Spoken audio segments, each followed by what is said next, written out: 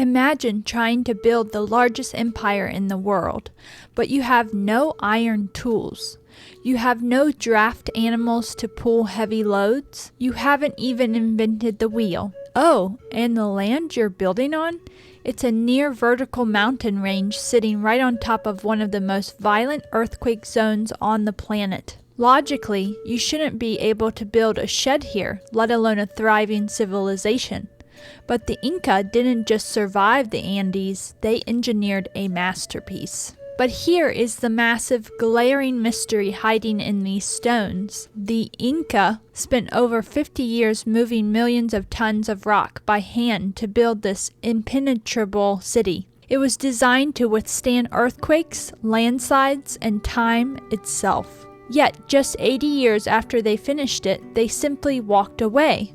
They vanished, and when the Spanish conquistadors arrived and wiped the rest of the empire off the map, they never even touched Machu Picchu. Welcome back to World Tour with Dee. Today we are breaking down the terrifying geology of the Andes, the genius of the Incan dancing stones, and the brutal reality of how they actually cut them. And at the end of this video, I'll reveal exactly why they abandoned their greatest architectural triumph and the desperate trick they used to hide it from the end of the world. Check out our links for travel items for places like Machu Picchu and Petra, Jordan in the description below. Things like hiking clothes, scarves, GoPros, and hiking boots. Check them out. It helps support the channel. Thanks. Part 1. The Geography of the Andes, the Vertical Empire. To understand why abandoning this city was such a big deal, you have to understand exactly how hard it was to build.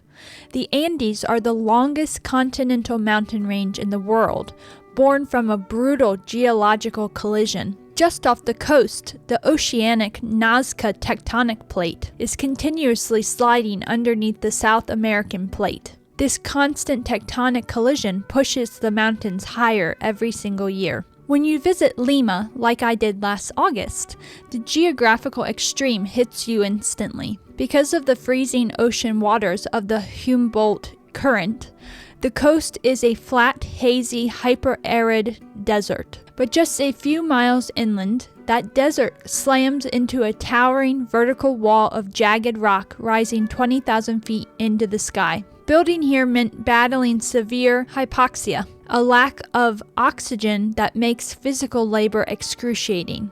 The environment shifts violently from blazing, high-altitude UV radiation during the day to freezing temperatures at night, compounded by seasonal torrential rains that cause lethal mudslides. Because the terrain was completely vertical, inventing the wheel would have actually been useless.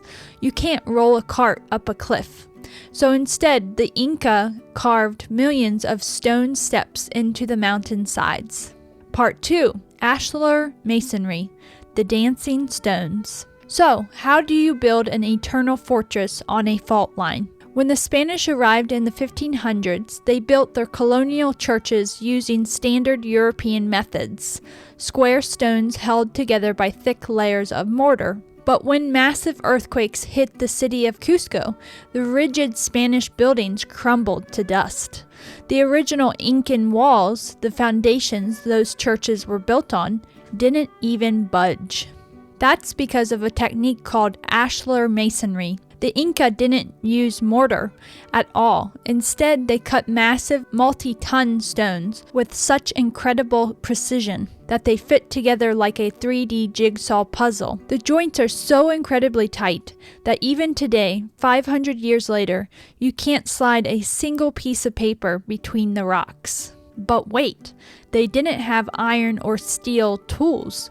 So how do you cut a 50-ton block of granite to a millimeter tolerance? Brute force and extreme patience. They used harder river rocks like diorite and hemerite as hammerstones to literally pound the softer building stones into shape, fracturing off tiny flakes one blow at a time. To get that perfectly smooth, paper-thin joint, they rubbed the massive stones together using wet sand and abrasive dust as a polishing compound until the friction created a vacuum seal. And the engineering went beyond just the stones. Every window, every doorway, and every wall is trapezoidal, meaning it leans inward at a precise 3 to 5 degree angle. During an earthquake, the stones are designed to dance. They bounce, shift, and ride out the seismic waves. Because of that inward tilt, gravity acts as the ultimate mortar, pulling everything right back into a perfect, impenetrable lock when the shaking stops. Part 3. Case Study, Machu Picchu and the Great Reveal. All of this leads us to the ultimate flex, Machu Picchu. Built as a royal estate for the Emperor Pachacuti, it sits on an impossibly steep ridge 7,900 feet above sea level. To stop the city from washing away in a mudslide, the Inca spent decades doing the unglamorous work of underground plumbing.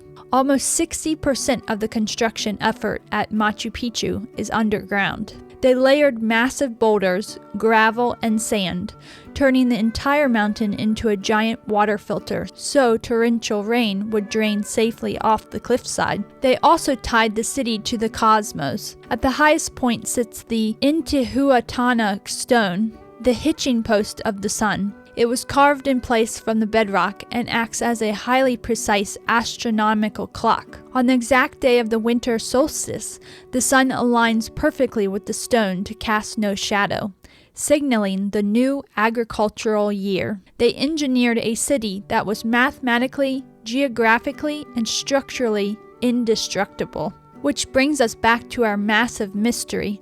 Why did they abandon it? And why didn't the Spanish destroy it? In the 1520s, European diseases like smallpox swept down the continent, decimating the Incan population and sparking a brutal civil war before the Spanish even arrived. When the conquistadors finally marched into the mountains, the empire was already collapsing. As the surviving Inca retreated into the mountains, they realized that if the Spanish found Machu Picchu, the sacred estate of their greatest emperor, they would tear it to the ground. So the engineers did the unthinkable. They burned the forest trails leading up to the city. They cut down their own woven rope bridges. They deliberately destroyed any path that led to their greatest masterpiece, and they walked away forever. Their final act of engineering was erasing the road, and it worked. The dense cloud forest environment immediately swallowed the city. It sat completely untouched, hidden by the jungle, for nearly 400 years, until it was officially rediscovered by Hiram Bingham in 1911, alongside local indigenous people. Part 4, Rapid Fire Fun Facts, Storm. Alright, grab your oxygen tanks. It's time for the supersized rapid fire facts. Let's go. Fact number 1, freeze-dried food.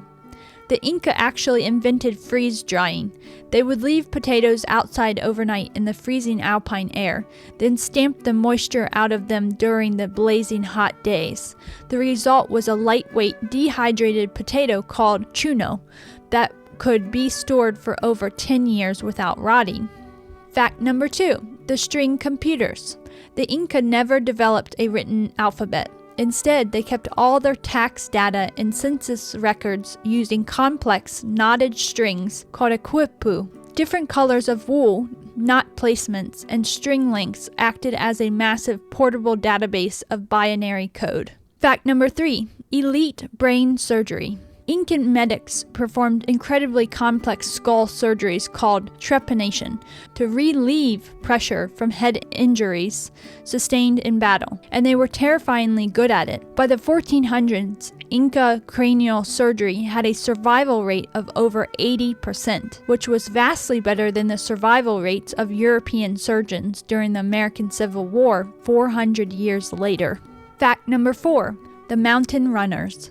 The empire was connected by the Chasqui, an elite relay team of mountain runners. They were so fast that the emperor, sitting high in the freezing mountains, could order fresh fish from the Pacific Ocean and have it delivered by runners in less than 2 days. Part 5. The Global Cousins. The Inca were the masters of vertical living, but they aren't the only ancient society that looked at an unforgiving landscape and said, yeah, I can build there. Add these to your bucket list. Petra, Jordan.